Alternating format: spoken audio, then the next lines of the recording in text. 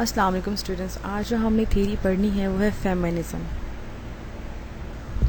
Feminism एक theory भी है और एक मूवमेंट भी है, यानी कि हम उसको दोनों ही तरीक़ों से समझ सकते हैं।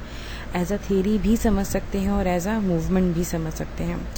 अगर हम फेमिनिज़म को एज अ मूवमेंट स्टडी करें तो हम इसको इस तरह स्टार्ट कर सकते हैं कि हमारे सामने हमेशा किसी भी मूवमेंट को जब वो स्टार्ट होती है तो दो क्वेश्चंस होते हैं। व्हाट इज़ यानी कि क्या है, और व्हाट और टू बी और कैसा होना चाहिए। यानी कि जब हम कोई मूवमेंट स्टार्ट करते हैं तो उसमें दो बेसिक क्वेश्चंस जो हैं वो पहले रेज होते हैं कि क्या है, यानी करंट कंडीशन, करंट सिचुएशन क्या है, एंड व्हाट और टू बी और करंट सिचुएशन और वो सिचुएशन और वो कंडीशन फ्यूचर में कैसी होगी। व्हाट और टू बी यानी कि कैसी होनी चाहिए, वो क्या है और कैसी होनी चाहिए। जब इन दो क्वेश्चंस में गैप आ जाता है, जब इन दो कंडीशंस में गैप आ जाता है, यानी कि क्या है और क्या होना चाहिए, इन दो कंडीशंस में जब गैप आ जाता है तो एक इंडिविजुअल या ग्रुप ऑफ इंडिविजुअल या पूरी सोसाइटी जो है उस स्टेटस को यानी कि अगर वो उस कंडीशन को चेंज करने की कोशिश करती है, यानी कि जो कंडीशन होनी चाहिए और जो कंडीशन है, अगर इन दोनों में गैप आ जाए, ये दोनों एक जैसी ना हो या जो कंडीशन है वो भी सेटिस्फैक्ट्री ना हो, इसमें भी गैप हो, तो सोसाइटी या एक इंडिविजुअल या सोसाइटी या ग्रुप ऑफ पीपल जो है उस स्टेटस को चेंज करने की कोशिश करती है और कहते हैं कि उस स्टेटस को चेंज करना चाहिए। और उसको वो चेंज कैसे करेंगे, वो चेंज है वो किसी मूवमेंट के थ्रू करेंगे। और मूवमेंट हम सबको पता है, जब कोई मूवमेंट स्टार्ट होती है तो उसके पीछे जो है कोई ना कोई आइडियोलॉजी लाजमी होती है। अगर हम पाकिस्तान मूवमेंट की बात करें तो उसके पीछे भी आइडियोलॉजी है। हमने इससे पहले जितनी भी जो है जैसे नाजिज़म है, ये भी एक मूवमेंट थी, इसके पीछे भी एक आइडियोलॉजी थी। इसी तरह जब कोई भी आइडियोलॉजी स्टार्ट होती है तो व्हाट इज़ एंड व्हाट और टू बी, जब इन दो कंडीशंस में गैप आ जाए तो कोई इंडिविजुअल या ग्रुप ऑफ पीपल या सोसाइटी एज अ होल उस स्टेटस को चेंज करने की कोशिश करती है। और वे कहते हैं कि उस स्टेटस को चेंज करना चाहिए। और वो चेंज कैसे करते हैं, वो एक मूवमेंट के थ्रू जो है वो चेंज करते हैं। और मूवमेंट हमेशा किसी न किसी आइडियोलॉजी से जो है वो इंस्पायर्ड होती है। अगर हम यही फार्मूला जो है फेमिनिज़म पे जो है लगा दें या औरतों के कंडीशन पे लगा दें तो हमारे जहन में सबसे पहला क्वेश्चन ये आता है, how women are viewed and treated in society. के किसी भी सोसाइटी में या हमारी सोसाइटी में औरतों को कैसे देखा जाता है या उसको कैसे ट्रीट किया जाता है, या how women ought to be viewed and treated in society, या औरत को कैसा देखा जाएगा या उसके साथ रवैया रखा जाएगा सोसाइटी के अंदर, यानी कि करंटली उसके साथ क्या बिहेवियर है, उसको कैसे देखा जा रहा है, कैसे ट्रीट किया जा रहा है, और आगे जाके यानी कि फ्यूचर में उसके साथ कैसा रवैया होगा और कैसे उसको देखा जाएगा या उसको ट्रीट किया जाएगा। हम अगर ये एक बड़ी कॉमन सी बात है, अगर हम आज अपना प्रेजेंट ठीक कर लेते हैं तो हमारा फ्यूचर खुद ब खुद जो है वो ठीक हो जाता है। इसी तरह से जब हम इस मूवमेंट की बात करते हैं तो फेमिनिज़म का जो स्टार्ट है वो इन्हीं दो क्वेश्चन से हुआ कि how women are viewed and treated in society, कि औरतों के साथ कैसा सलूक और उनके साथ कैसा रवैया या उनको कैसे देखा जाता है सोसाइटी में, या how women ought to be viewed and treated in society. या और आगे जो फेमिनिस्ट है वो कहते हैं कि अगर हम वुमेन के एक्सपीरियंस को एक्सप्लेन करें कि एक औरत क्या एक्सपीरियंस करती है सोसाइटी में, तो फेमिनिस्ट कहते हैं कि हम औरतों के एक्सपीरियंस को एक्सप्लेन कर सकते हैं सबऑर्डिनेशन, डिस्क्रिमिनेशन एंड ऑपरेशन से। हो सकता है ये एक जनरल व्यू ना हो या कोई एक इंडिविजुअल वुमेन जो है सोसाइटी में एक्सपीरियंस ना करती हो, लेकिन फेमिनिस्ट ये कहते हैं कि हम एक औरत के जो एक्सपीरियंस है विद इन द सोसाइटी हम उसको एक्सप्लेन कर सकते हैं तीन लफ्ज़ों में, तीन अल्फाजों में। वो है सबऑर्डिनेशन, डिस्क्रिमिनेशन एंड ऑपरेशन, यानी कि उसको दबा के रखा जाता है, उसके साथ तासुब का रवैया रखा जाता है, उसे सबऑर्डिनेट करके रखा जाता है। और फेमिनिस्ट कहते हैं कि ये तीनों एक्सपीरियंस यानी कि सबऑर्डिनेशन, डिस्क्रिमिनेशन और ऑपरेशन जो है ये एक औरत ना सिर्फ पुराने वक्तों में, इनकी एशियन में, बल्कि मेडिवल में और मॉडर्न सोसाइटी में भी फेस करती हैं। आगे वुमेन एक्सपीरियंस को फेमिनिस्ट कहते हैं कि ये अगर हम बात करें कि इसका ये जो 3 वर्ड्स हैं, ये जो वुमेन की एक्सपीरियंस है, अगर हम इसकी बात करें तो इसका जो हिस्ट्री है, ये जो इसका आगाज़ है वो एज ओल्ड व्यू से होता है। यानी कि जब कहा जाता था कि औरत जो है बाय नेचर वीक और इरेशनल है, यानी कि वो सोच नहीं सकती, वो इरेशनल है, कमज़ोर है, और इसलिए उसको जो है किसी न किसी प्रोटेक्शन और गाइडेंस की ज़रूरत है। क्योंकि वीक है तो प्रोटेक्शन चाहिए, इरेशनल है तो गाइडेंस चाहिए। वो प्रोटेक्शन, वो गाइडेंस उसके फादर्स को दे सकते हैं, उसको सोसाइटी में उसको शोहर दे सकता है। यानी कि औरत को सोसाइटी में सर्वाइव करने के लिए किसी न किसी मेल की, चाहे वो उसके फादर हो चाहे उसका हस्बैंड हो, उसकी ज़रूरत होती है। क्योंकि औरत, ये एक एज ओल्ड व्यू है, क्योंकि औरत जो है वो बाय नेचर वीक और इरेशनल है, वो सोच नहीं सकती, वो कमज़ोर है। अगर हम एज ओल्ड व्यू को एक्सप्लेन करें या इसके लिए एविडेंस कलेक्ट करें, जैसे कि फेमिनिस्ट कहते हैं, तो कहते हैं कि बहुत से फेमस जो हमारे एशियन है या मेडिवल हमारे जो ऑथर हैं वो खुद फेमिनिज्म यानी कि औरतों को सब ऑर्डिनेट और डिस्क्रिमिनेट करते हैं। फॉर एग्ज़ाम्पल अरिस्टोटल है। अरिस्टोटल कहते हैं the relation of male to female is by nature a relation of superior to inferior, a ruler to ruled. यानी कि अरिस्टोटल जो कि बहुत फेमस पॉलिटिकल साइंटिस्ट हैं, वो भी इट्सेल्फ, उनको हम फादर ऑफ पॉलिटिकल साइंस भी कहते हैं, वो इट्सेल्फ औरत और मर्द का जो रिलेशन है वो सुपीरियर टू इन्फीरियर और रूलर टू रूल्ड, यानी कि जिसपे हुक्मरानी की जाए वो कौन है, वो फीमेल, और जो हुक्मरान है वो कौन है, मेल है। सुपीरियर कौन है, वो मेल है, और इन्फीरियर कौन है, फीमेल है। अगर हम थॉमस जेफरसन की बात करें तो वो कहते हैं कि women's position in house not in politics and public office, यानी कि वो औरत की रोल को, औरत की पोजीशन को सिर्फ वो घर की हद तक रखना चाहते हैं। यानी कि घर की 4 दीवारी के अंदर कहते हैं कि औरत की जो जगह है वो घर के काम काज में है, औरत इस काबिल नहीं है या उसकी जगह नहीं है सियासत में या किसी पब्लिक ऑफिस में। ना कोई पब्लिक ऑफिस रख सकती है, ना वो इलेक्शन लड़ सकती है, ना वो पॉलिटिक्स ज्वाइन कर सकती है। अगर हम चार्ल्स की बात करें, चार्ल्स कहते हैं कि man is intellectually superior to women, यानी कि चार्ल्स कहते हैं कि अगर सोचने समझने का या जहाँ अकल का काम हो वहाँ पर मैन जो है वो सुपीरियर है किसी वुमेन से। यानी कि औरत अकल वाले काम नहीं कर सकती, इंटेलेक्चुअल काम नहीं कर सकती, जिसमें सोच है, जिसमें कोई समझ है या कोई इंटेलेक्चुअल इनोवेटिव कोई काम है, वो औरत नहीं कर सकती। वो कौन कर सकता है, वो मैन कर सकता है, क्योंकि वो उससे ऊपर है, सुपीरियर है। जब इस तरह के व्यूज़ आए, जब इस तरह के डिफरेंट ऑथर्स ने अपनी ओपिनियन को एक्सप्रेस किया, तो उससे एक कंक्लूजन निकाला कि ये कि women are by nature weak and irrational.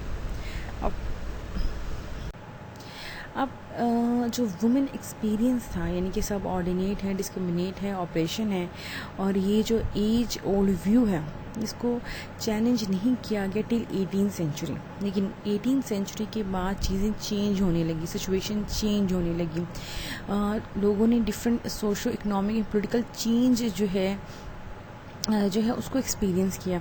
Dear student, यहाँ पे मैं आपको बताती चलूँ, वुमेन यानी कि जो फेमिनिज़म है ये एक वेस्टर्न कॉन्सेप्ट है या वेस्टर्न पॉलिटिकल थीरी है या पॉलिटिकल आइडियोलॉजी कह सकते हैं। क्योंकि अगर हम इस्लामिक यानी कि अगर हम इस्लाम की बात करें तो इस्लाम ने हमें 1400 साल पहले जब आप सल्लल्लाहु अलैहि वसल्लम इस दुनिया में आए और उन्होंने जब औरतों के स्टेटस की बात की तो उनके लिए जो राइट्स उन्होंने डिफ़ाइन किए उसको वेस्ट ने बहुत अरसे बाद जाके एक्सेप्ट किया, और वो भी डिफरेंट वेव्स हैं। यानी कि जो आज हम पढ़े हैं वो फर्स्ट वेव है, सिर्फ इस तरह की सेकेंड वेव है, थर्ड वेव है।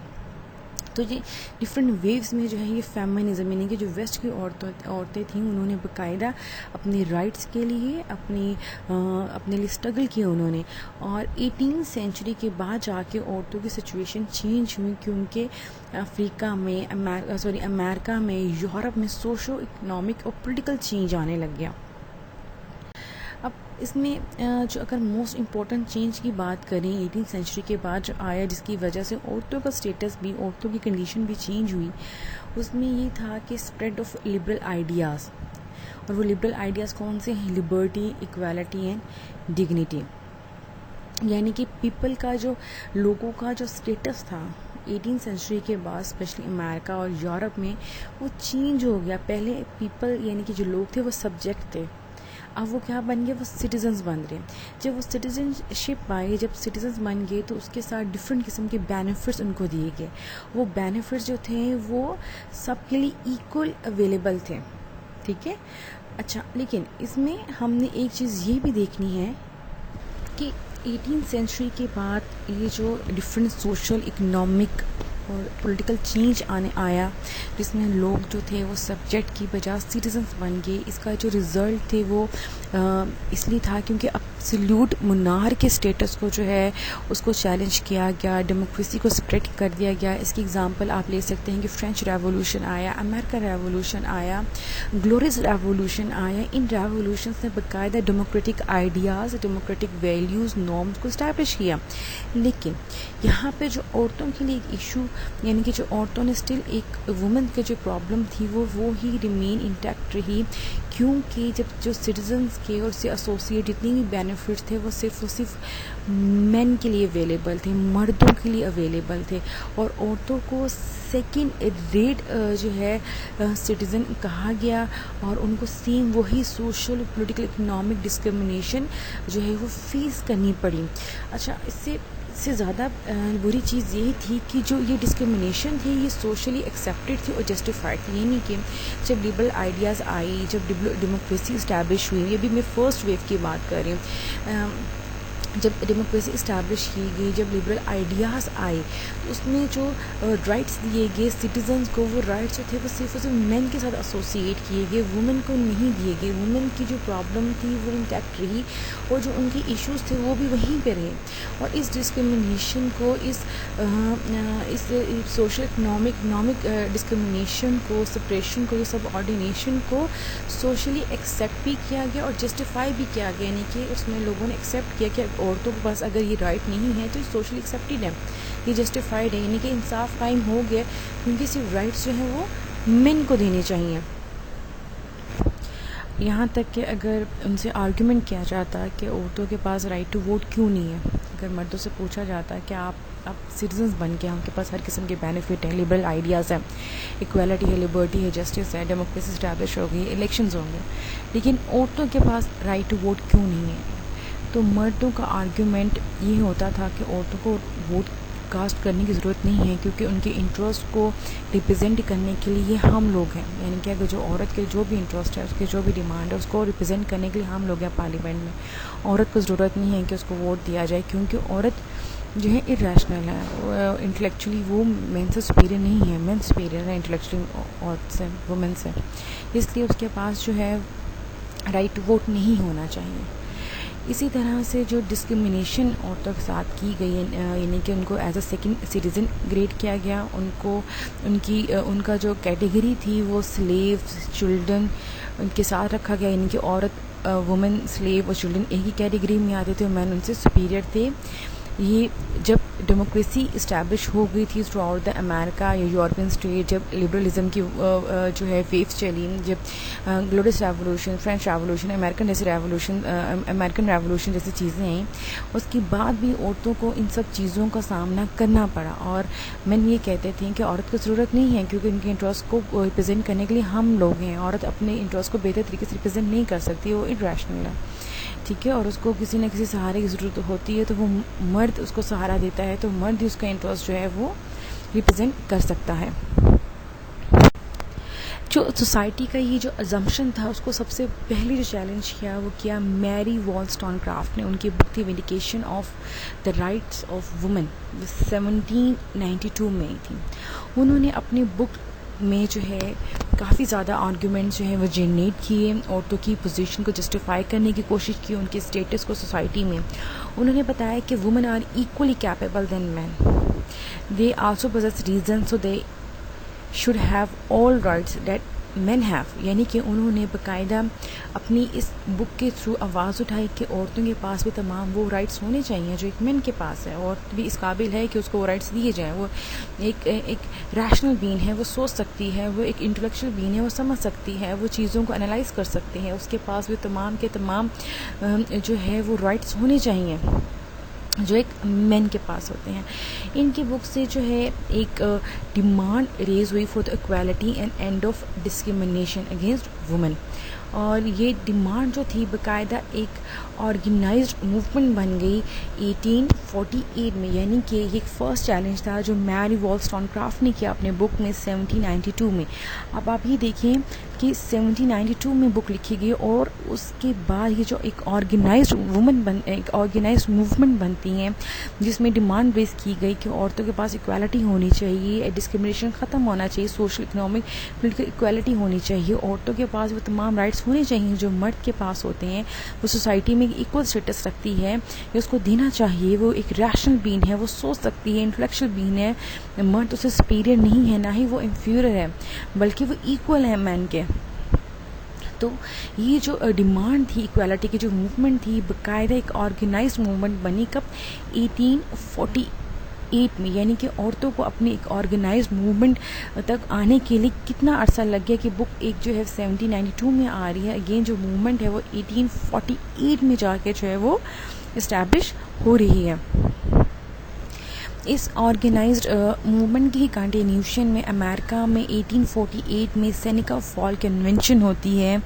ये जो फर्स्ट चैलेंज है मैरी वॉलस्टोनक्राफ्ट का, इसको हम इनफॉर्मल कह सकते हैं कि एक इनिशिएटिव था टुवर्ड द फेमिनिज्म, ठीक है। और 1848 में सेनेका फॉल्स कन्वेंशन होती है अमेरिका में, जिसमें तमाम के तमाम औरतें जो हैं अमेरिका की मेजॉरिटी वुमेंस जो हैं वो पार्टिसिपेट करती हैं और वो अपने राइट्स के लिए जो है बाकायदा प्रिंसिपल्स और रूल्स एंड रेगुलेशन सेट करती हैं। यानी कि इस कन्वेंशन का मकसद यही होता है कि औरतों को बराबर के राइट्स दिए जाएँ, वही राइट्स दिए जाएँ जो मर्दों को सोसाइटी में अवेलेबल हैं। इस कन्वेंशन में बाकायदा एक डिक्लेरेशन साइन किया जाता है, जिस डिक्लेरेशन में अगेन ये कहा जाता है कि वुमेन जो है वो इक्वली कैपेबल है देन मैन, और उसके पास रीज़न है और इसलिए वो तमाम के तमाम राइट्स रख सकती है। ये डिक्लेरेशन जो है एक फॉर्मल स्टेप था टुवर्ड द फेमिनिज्म। अच्छा, अब ये जो डिक्लेरेशन जो साइन हुआ, ये जो मूवमेंट है जिसको हम फर्स्ट वे ऑफ फेमिनिज्म कहते हैं, ये स्टार्ट हुई थी 1848 से और ये रहती है 1920 तक, यानी कि 1848 to 1920 को हम इसको फर्स्ट वेव ऑफ फेमिनिज्म कहते हैं। और ये उस कन्वेंशन से ही स्टार्ट हुई थी, जिसमें जो मेन डिमांड थी वो ये थी कि full citizenship like man, legal and political equality जो है वो औरतों को दी जाए। वो तमाम सिटीजनशिप के राइट्स जो मेन को दिए जा रहे हैं वो औरतों को भी दिए जाएं। सेकंड, सफरेज और राइट टू वोट, यानी कि जो यूनिवर्सल सफरेज होती है, यूनिवर्सल अडल्ट सफरेज होती है, जिसमें जो है हम राइट टू वोट देते हैं, एक एज स्पेसिफाई करते हैं कि इस स्पेसिफिक एज का जो सिटीज़न है, चाहे वो मैन है वुमेन है, वो वोट कास्ट कर सकता है। सेम जो कंडीशन है, सेम जो बेनिफिट है वो औरतों को भी दिए जाए, औरतों के लिए भी एलोकेट किए जाए। राइट टू वोट जो है इसमें जो मेन डिमांड थी वो राइट टू वोट थी, क्योंकि वो समझते हैं कि ये जो राइट है वो तमाम औरतों की लीगल और पॉलिटिकल और सोशो इकोनॉमिक हर किस्म की प्रॉब्लम को सॉल्व कर सकता है। अगर औरतों के पास जो है वो राइट टू वोट आ जाता है, अगर औरतों को यह हक दे दिया जाता है कि वो अपनी रिप्रेजेंटेटिव को खुद जो है वो वोट कास्ट करके इलेक्ट कर सकते हैं।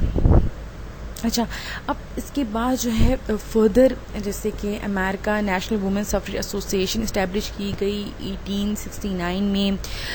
इस तरह से women social and political union बनाई गई 1903 में। डिफरेंट जो है स्टेप इसके जो है वो लिए गए ताकि औरतें जो है अपने अब क्या हो रहा है कि औरतें इस दौरान अपने आप को ऑर्गेनाइज कर रही हैं, मोबिलाइजेशन हो रही है, मूवमेंट स्टार्ट हो रही है, डिफरेंट राइट्स के लिए स्ट्रगल हो रही है।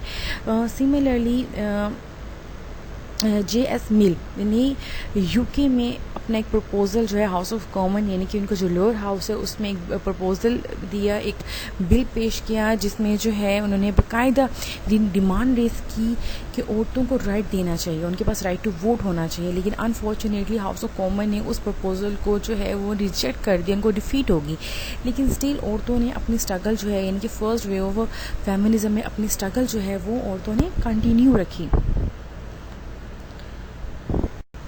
यहाँ पर ये चीज़ भी याद रखने की है, जो फर्स्ट वेव ऑफ फेमिनिज़म है ये सिर्फ यूके और यूएसए तक ही लिमिटेड रहा, यानी कि यूएसए और यूके से ही फर्स्ट वेव ऑफ फेमिनिज़म को एसोसिएट किया जाता है। और फर्स्ट वेव ऑफ फेमिनिज़म तब ख़त्म किया गया जब औरतों को उनके राइट दे दिए गए। और ये 1893 में फर्स्ट न्यूजीलैंड में दिए गए, 1980 में यूनाइटेड किंगडम में दिए गए यानी कि यूके में, 1920 में अमेरिका में यानी कि 19 कॉन्स्टिट्यूशनल अमेंडमेंट एक्ट के थ्रू औरतों को राइट दे दिए गए। यानी कि जो फर्स्ट वेव ऑफ फेमिनिज्म है उसको हम राइट टू वोट से भी एसोसिएट कर सकते हैं कि औरतों ने स्ट्रगल की for their political right, for their main political right. और वो कौन सा राइट था? राइट टू वोट का था, और वो औरतों को ग्रांट किया गया। तो फर्स्ट वेव ऑफ फेमिनिज्म को जो है हमने यानी कि 1920 तक हम उसको कंसिडर करते हैं, और ये तब ख़त्म हुई जब औरतों को उनके पॉलिटिकल राइट्स जो हैं वो दे दिए गए। अच्छा, अब हमने जो याद रखनी चीज़ें वो आप अगर पहले आपको स्लाइड्स याद होंगी, जो हम वुमेन के एक्सपीरियंस जो हम डोनेट करते हैं, क्या अक्सर हम समझते हैं कि औरतों को जो एक्सपीरियंस सोसाइटी में वो कैसा है, डिस्क्रिमिनेटिव है, सब ऑर्डिनेट या ऑपरेशन करके रखा जाता है। तो 3 की फीचर्स जो हैं वो हैं फर्स्ट वेव फेमिनिज्म के, वो बहुत इंपॉर्टेंट है। अगर आप ये 3 फीचर्स को समझ लेते हैं तो आपको फर्स्ट वेव जो है पूरी की पूरी फेमिनिज्म की जो है वो और बेहतर से समझ आ जाएगी। यानी जो हम इसको इस तरह भी समझ सकते हैं कि जो फर्स्ट वेव फेमिनिज्म थी उन्होंने अपनी मूवमेंट को जिस तरह से चीज़ों से एसोसिएट किया, वो नंबर 1 डिस्क्रिमिनेशन था। यानी कि उन्होंने डिस्क्रिमिनेशन को की पॉइंट बनाया अपनी फर्स्ट वेव ऑफ फेमिनिज्म में, अपने मूवमेंट में। उन्होंने डिस्क्रिमिनेशन जैसे इशू पे बात की। उन्होंने बताया कि औरतों को जो सबसे ज़्यादा चीज़ एक्सपीरियंस करनी पड़ती है वो है डिस्क्रिमिनेशन, और उसमें उन्होंने फोकस किया on external restriction. By external restriction feminist mean के जितनी भी social, economic and political discrimination है, इनकी सोसाइटी में जितना उनको socially, economically, specially politically deprive रखा जाता है, वो डिस्क्रिमिनेशन की वजह बनती है। उसकी वजह से सोसाइटी में उनके साथ डिस्क्रिमिनेशन किया जाता है।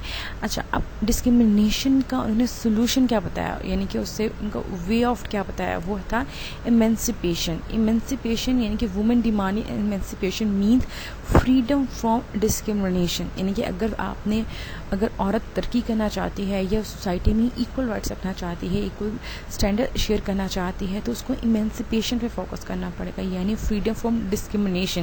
और फ्रीडम फ्रॉम डिस्क्रिमिनेशन कैसे मिलेगी? जब सोसाइटी में इक्वालिटी होगी, जब सोसाइटी में इक्वालिटी जैसे प्रिंसिपल को इस्टेब्लिश किया जाएगा।